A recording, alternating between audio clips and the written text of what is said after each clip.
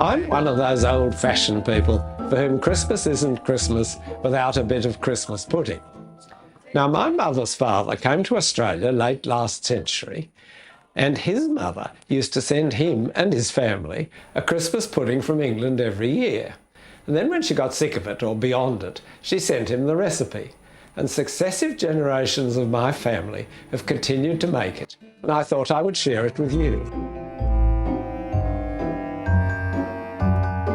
For a start, you mix the breadcrumbs, flour, salt, sugar and spices. And when that's all mixed well, add the butter and mix that in. Then add the eggs and brandy beaten together, and finally the fruit, and mix it well. My great-grandmother recommended that this step be done by hand. Actually, I've never been too keen on all this mauling food by hand, but since this is going to be boiled, anything that's come off them will get thoroughly killed.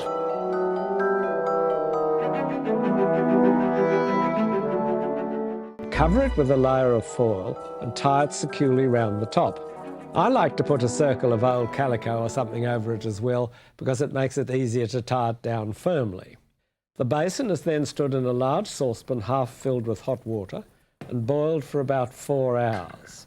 It's best made 3 or 4 weeks before you use it, and then to reheat it, you place it in hot water again and boil it for 1 or 2 hours according to the size of the puddings that you've made.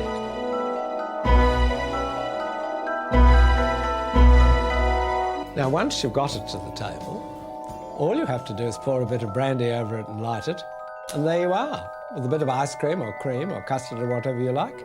Perfect. So, Merry Christmas.